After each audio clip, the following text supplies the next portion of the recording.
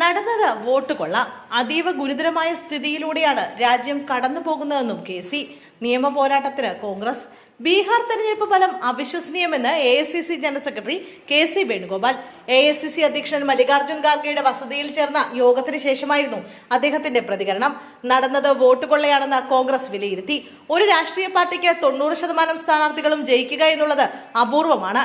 ഞങ്ങൾ ഉന്നയിച്ച കാര്യങ്ങളിൽ തെരഞ്ഞെടുപ്പ് കമ്മീഷൻ വിശദമായ മറുപടി നൽകിയിട്ടില്ലെന്നും അദ്ദേഹം പറഞ്ഞു. JDU ഇങ്ങോട്ട് മാറിക്കഴിഞ്ഞാൽ പോലും സർക്കാർ രൂപീകരിക്കാൻ കഴിയാത്ത തരത്തിലുള്ള ഡിസന്റ് തെരഞ്ഞെടുപ്പ് ഫലമാണ് ബീഹാറിൽ ഉണ്ടായിരിക്കുന്നത്. ഫലം കൃത്യമായി വിശകലനം ചെയ്ത് ഡേറ്റകൾ ശേഖരിച്ച് പരിശോധിക്കും. തേജസ്വി യാദവുമായി സംസാരിച്ചതായും ബീഹാർ ഫലം ഇന്ത്യ സഖ്യം ഒരുമിച്ച് വിശകലനം ചെയ്യുമെന്നും വേണുഗോപാൽ മാധ്യമങ്ങളോട് പറഞ്ഞു. ഫലം അവിശ്വസനീയമാണ്. കോൺഗ്രസിന് മാത്രമല്ല ബീഹാറിലെ ജനതയ്ക്കും മഹാസഖ്യത്തിലെ മറ്റു കക്ഷികൾക്കും ഇത് വിശ്വസിക്കാൻ കഴിയുന്നില്ല. അപകടകരമായ നിലയിലാണ് ഇന്ത്യൻ ജനാധിപത്യം കടന്നുപോകുന്നത്. ജനങ്ങൾ വോട്ട് ചെയ്താൽ പോലും പ്രതിഫലിക്കാത്ത നിലയിലേക്ക് കാര്യങ്ങൾ പോവുകയാണ്.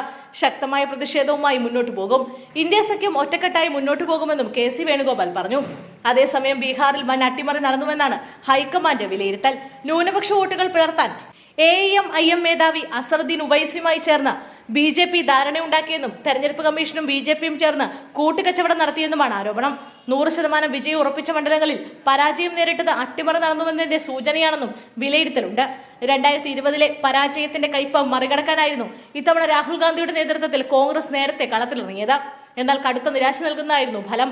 കഴിഞ്ഞ തവണ 70 സീറ്റിൽ മത്സരിച്ച് 19 സീറ്റ് നേടിയപ്പോൾ ഇത്തവണ 60 സീറ്റിൽ മത്സരിച്ച് 6 സീറ്റിൽ മാത്രമാണ് വിജയിക്കാനായത്.